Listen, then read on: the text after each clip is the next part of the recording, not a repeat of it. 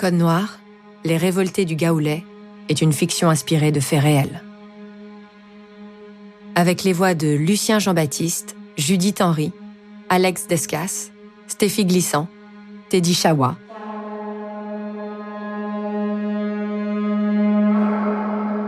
Yékrik, Yékrak. L'histoire que je vais vous raconter se passe sur une île qu'on appelle aujourd'hui la Martinique. Il y a très longtemps, elle avait un autre nom. Avant l'arrivée des colons, les Indiens Caraïbes l'avaient appelée Madinina, l'île aux fleurs. Partout, on était charmé par l'odeur vanillée des fleurs de frangipanier. On était saisi par le parfum des fleurs de balisier. Mais un jour, des colons ont apporté dans leur bagage la fleur de lys, symbole du roi Louis XIV, propriétaire de l'île de la Martinique.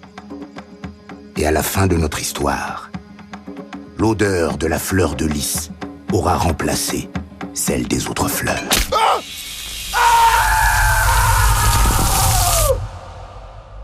On ne sentira plus que l'odeur de la chair brûlée. L'odeur de la fleur de lys, marquée au fer rouge sur le torse de 11 esclaves accusés de rébellion. Et ces 11-là auront eu de la chance. Ils seront en vie, mais les autres. 7 autres seront pendus, 9 torturés à mort et 1 jeté vivant dans le feu. Le corps carbonisé, fumant, montré en place publique pour l'exemple. Après cette histoire, l'odeur de l'île aux fleurs ne sera vraiment plus la même.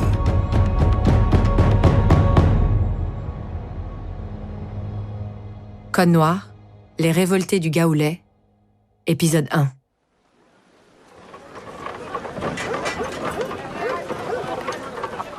Yékui, Yékrak. Nous sommes au printemps 1710. Il y a de l'agitation dans la rade de Saint-Pierre. Un bateau négrier a jeté l'ancre depuis quelques heures. Ces bateaux viennent régulièrement déverser leur lot d'âmes en peine sur notre île. Il y a déjà des esclaves en Martinique, mais la culture du sucre nécessite toujours plus de main-d'œuvre. Ces hommes et ces femmes arrachés au continent africain quelques semaines plus tôt se demandent ce qui leur arrive. Ils sont encore tout étourdis de retrouver la terre ferme après tant de temps passé en mer. Comme à l'habitude, la vente se passe sur la place, sous l'œil inquisiteur du capitaine négrier. Et il a fort à faire, car les béquets, les blancs se sont encore empoignés pour acheter les meilleures pièces.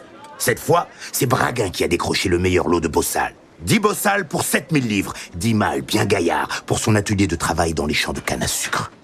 La vente n'est même pas terminée, que Braguin est déjà reparti, avec le sourire satisfait de celui qui a fait une bonne affaire. Il laisse à ses gens le soin de rassembler les esclaves et la ramener à l'habitation. Allez, mets-toi là, toi. Tu comprends rien. Tu comprends rien quand je te parle, toi, hein. Mets-toi là, je te dis. C'est difficile de rester debout. Nous, être fatigués. C'est pas mon problème, ça. Va falloir t'habituer parce qu'on va marcher jusqu'à l'habitation du maître.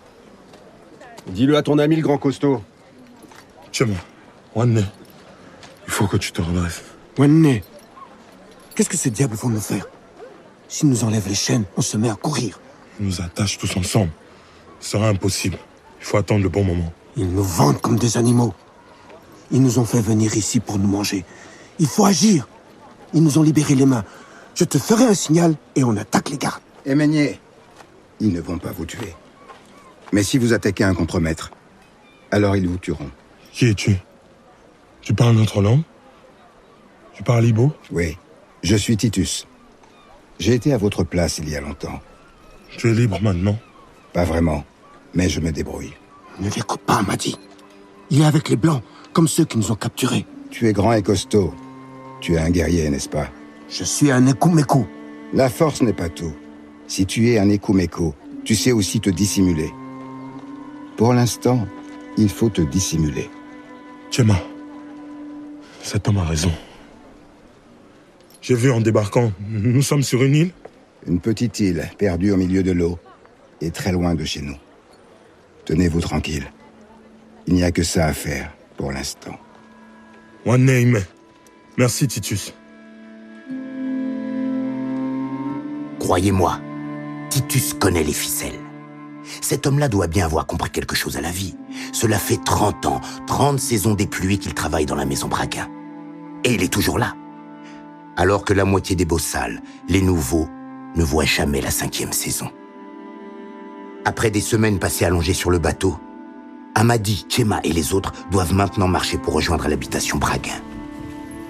Ils avancent comme des zombies depuis plus d'1 heure, la plupart au bord de l'épuisement. Et les lambins reçoivent des coups de bâton. Finalement, le groupe arrive au complet dans le quartier réservé aux esclaves de Maître Braguin. Une vingtaine de grandes cases sont disposées autour du chemin principal. Derrière les cases, les esclaves ont leur petit jardin. Des têtes curieuses d'enfants et de femmes regardent le cortège.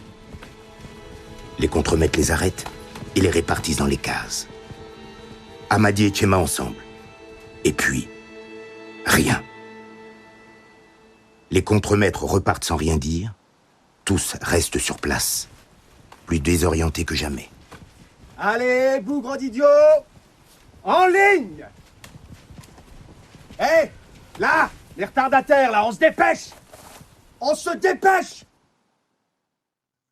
Le lendemain matin, les nouveaux assistent au départ des autres esclaves pour les champs de canne. Les contremaîtres ne viennent pas les chercher. Ils ne leur donnent pas de coups de bâton. Les contremaîtres les ignorent et partent avec le cortège. Amadi et Tchema restent assis par terre devant leur case, à se regarder sans comprendre.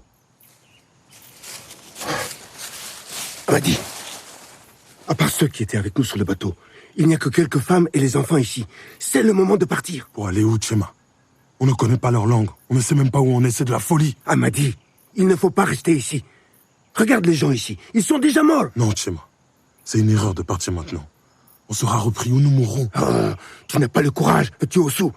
J'aurais dû me douter que je ne pouvais pas compter sur un Ossou comme toi. Ne dis pas ça, Tchema. Ça n'a rien à voir. J'aurais dû te laisser mourir sur le bateau. Ne dis pas ça. J'ai pas peur. Et je sais ce que je te dois. Mais Titus, le vieil esclave, nous a prévenus. Il faut pas agir trop vite. Mais tu ne vois pas que nous sommes mis à l'épreuve par le divin Tchoukou? Ce monde n'existe pas. Tu devrais savoir ça. Toi qui es un Ossou, un serviteur des dieux. Ici, je ne suis plus Ossou. Je ne peux pas servir les dieux. Je suis comme toi, le guerrier. Nous sommes complètement perdus ici. Peut-être que c'est une épreuve envoyée par Choukou. Je ne sais pas. Mais je sais que nous sommes dans le monde réel et que si on veut survivre et peut-être pouvoir un jour rentrer chez nous, va falloir ruser. Ah, tu n'es qu'un point mort. Comme les autres ici. Tchema fait la collet qui rend fou. Mais qui n'aurait pas la rage à leur place? C'est pour ça que les Blancs laissent les bossals sans rien faire au début. Ils les regardent. Ils regardent comment ils sont. S'ils vont survivre, s'ils deviennent fous. Amadi a raison. Cet enfer est bien réel. Mais il est peuplé de gens qui respirent, mangent et rient même parfois. Mon content. Suzanne, calme-toi. Tu vas ameuter Monsieur Braguin avec toute la maison. Je suis trop contente de te rejoindre en cuisine, Marguerite. Ah. Tu dois encore t'occuper de Mademoiselle Braguin cette semaine. Hein. Tu démarreras après. Il faudra apprendre les recettes. Ah, c'est du travail, tu sais. Hein. Pas facile. Mais oui. Mais j'ai tellement hâte de commencer. Au moins, j'ai évité les champs de canne et la récolte qui arrive. Les rires de Jeanne résonnent dans toute la maison. La petite Manzelle mérite bien, parce qu'elle est servante de Bénédicte Braguin, la fille du maître, pas très commode. Jeanne doit la suivre partout, jusqu'à ses cours de bonne manière chez les sœurs Ursulines. Ne pas se lécher les doigts avec grand bruit.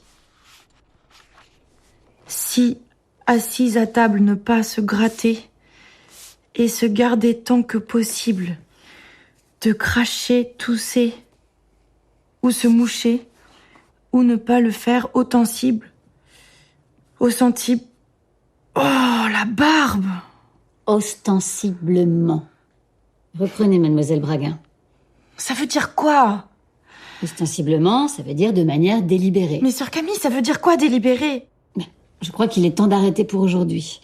La leçon à retenir est qu'il ne faut pas cracher à table. Bon, toi, prends mes livres. Oui, mademoiselle. Efface-moi ce sourire de ton visage de négresse. Oui, mademoiselle. Elle m'agace. Depuis 2 jours, elle sourit tout le temps. J'ai l'impression qu'elle se moque de moi.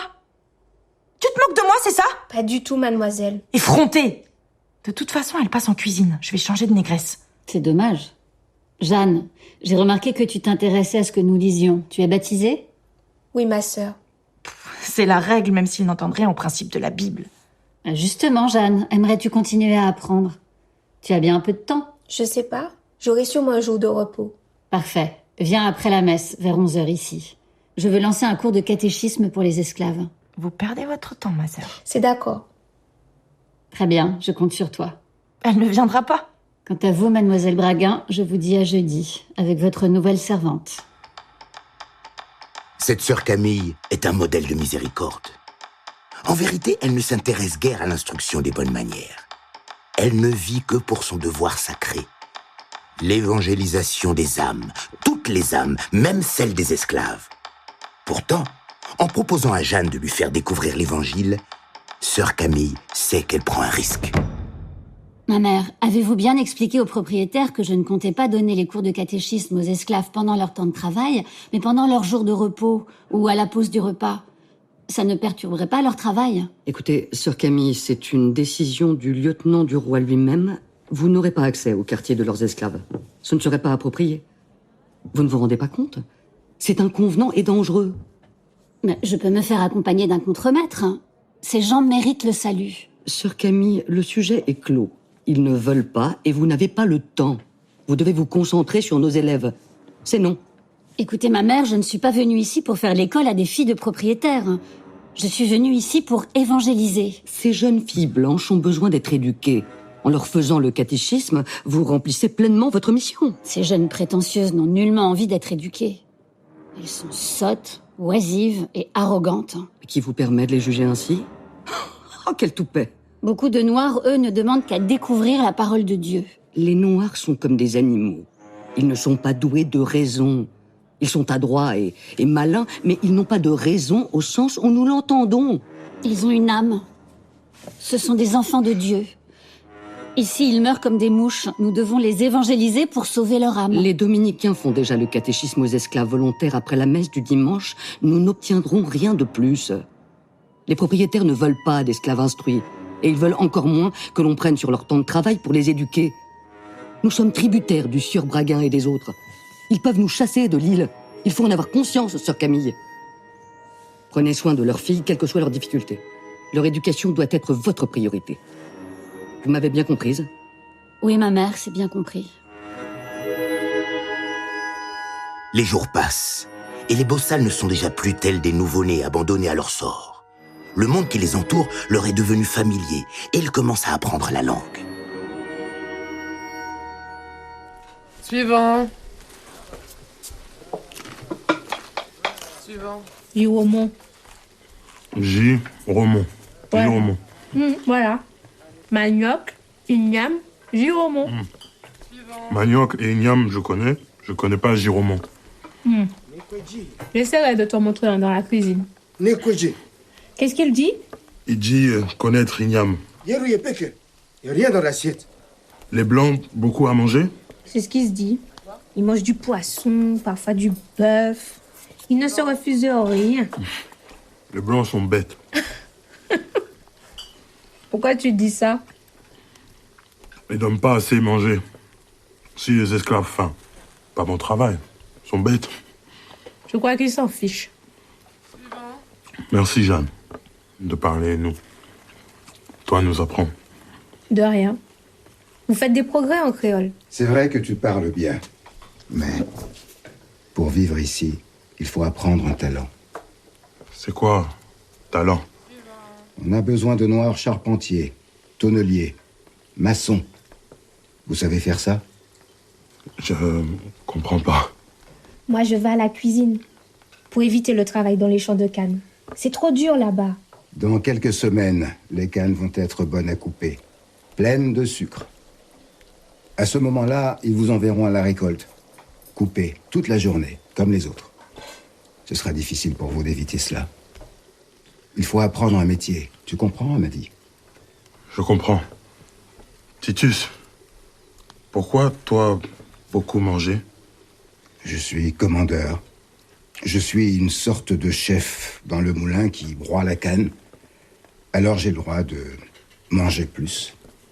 Mais pourquoi toi ici, avec nous, si toi, commandeur? Je reste noir. Et vous m'intéressez. Vous imaginez bien que si Braguin a acheté une dizaine de bossales, ce n'est pas pour les laisser sans rien faire. Le temps de la récolte approche. Ce matin, le contremaître est concentré. Il lève les yeux sur les esclaves, les jauge comme des mouches qu'il pourrait écraser. Puis il sort une liste de sa besace et commence à faire l'appel. Titan! Calu! Je crois que le contremaître nous appelle. Qu'est-ce que tu dis? Titan et Calus, c'est comme ça que les Blancs nous ont nommés. Dépêche-toi. Titan! Calu! On est là. Calu et Titan. Imagine que le grand, c'est Titan. Je m'appelle Tchema, maître. Qu'est-ce que tu racontes? Maintenant, c'est Titan. Ce n'est pas mon nom. Ne fais pas le malin! Pas l'idiot, Tchema. Tu t'appelles Titan. Répète ton nom. Comment tu t'appelles? Je sais pas. Qu'est-ce que tu fais? Tais-toi, toi! Alors, c'est quoi ton nom? Je sais pas.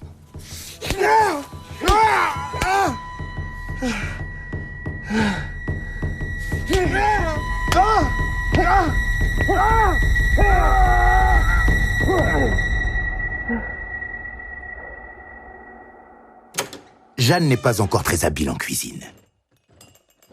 Alors on l'envoie servir le dîner. Il n'y a qu'une assiette sur le plateau. Le plat de morue et patates douces est encore fumant. Pierre-Marie Braguin va le manger seul dans son fumoir. Car cela fait longtemps qu'il ne dîne plus avec Madame Braguin. Monsieur et Madame s'évitent avec soin depuis longtemps, depuis la naissance de leur fille.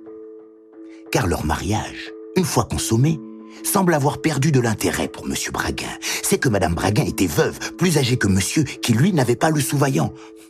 De là à dire qu'il l'a épousée pour la dot et la descendance.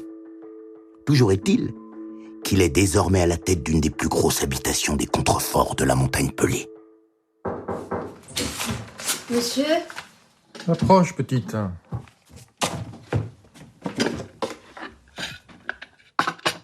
Tu es nouvelle? Je viens de démarrer en cuisine. Bien. Je vois qu'ils ont obéi à ma demande. Quelle demande? Tu réponds au maître. Tu t'exprimes bien. J'aime ça. Pardon. Non, ne t'excuse pas. J'avais demandé qu'on me remplace Sylvette pour le service. Qu'on me la remplace par quelqu'un de jeune et d'avenant. Reste un peu là. Ne bouge pas.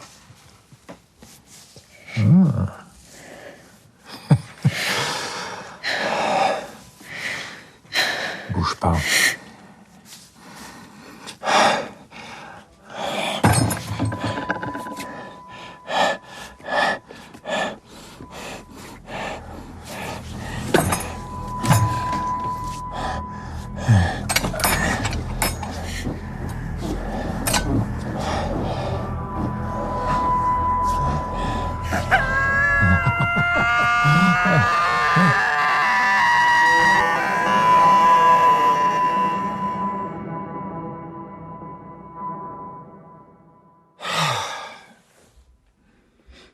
Bon. Mon repas est froid désormais. T'inquiète pas, je vais le manger quand même. Jeanne, c'est bien ton nom, hein? Eh bien, Jeanne, tu reviendras me voir demain.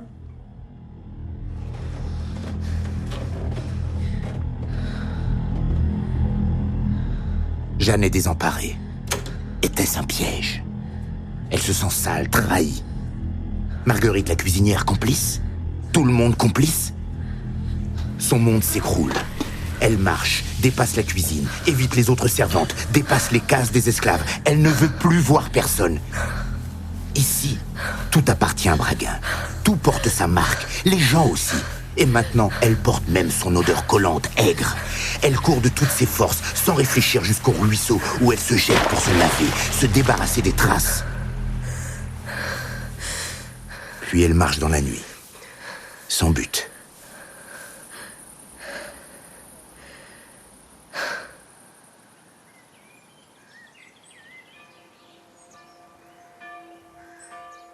Au petit matin, Jeanne est recroquevillée devant la porte du couvent des Ursulines.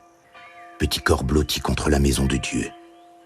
Petit corps qui cherche le salut.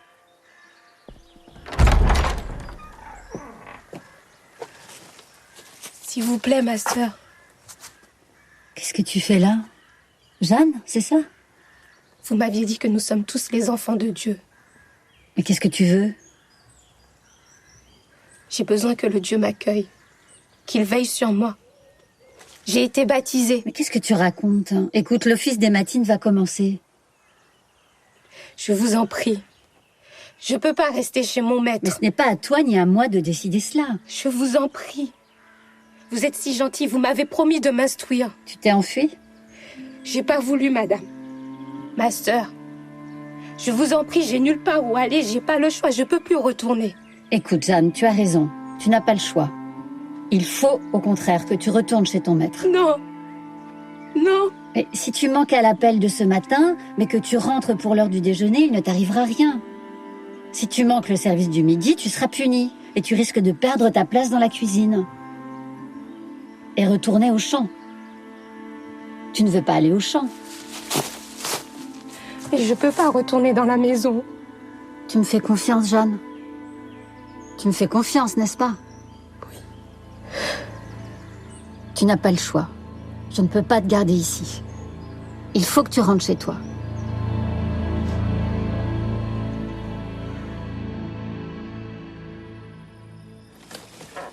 Amadi. Quoi? Comment va ton dos? Il reste encore du sel dans les plaies. J'ai eu beau frotter, il en reste. Ça brûle. Je suis désolé. J'étais entraîné dans ma folie, je n'aurais pas dû. Je suis désolé. Il m'aurait battu tout aussi bien pour une autre raison. Je suis heureux de partager ta souffrance. Cette fois, c'est à mon tour. Nous sommes liés. Après ce que nous avons vécu sur le bateau, tu es comme un frère maintenant. Je voulais qu'il me batte. Quoi? Je voulais que le contremaître me batte.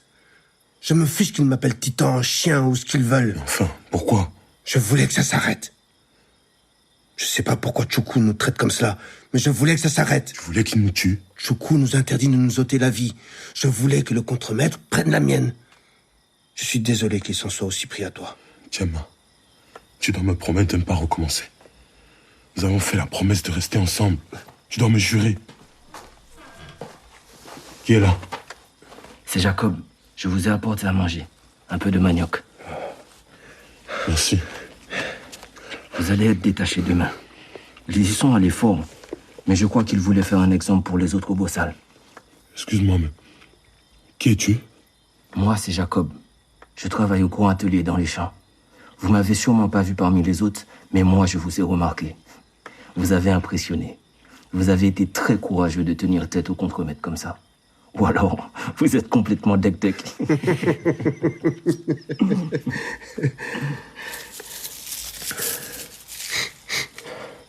Qu'est-ce que c'est?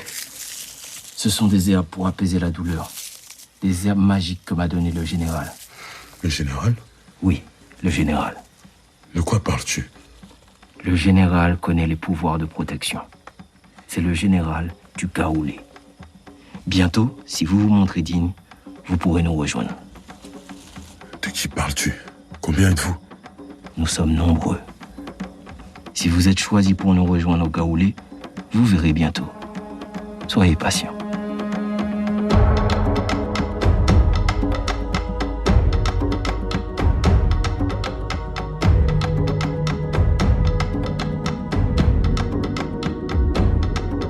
Code Noir, Les Révoltés du Gaoulé est une fiction de Vincent Hazard. Elle a été produite par Initial Studio, avec la participation de France Télévisions, Outre-mer la première, et inspirée des travaux de l'historienne Myriam Cotias. Écriture et réalisation, Vincent Hazard. Prise de son et montage, Johanna Lalonde. Musique originale, Pablo Pico. Mixage, Benjamin Alves. Production et direction éditoriale, Elisa Mignot. Production déléguée, Marc Silam.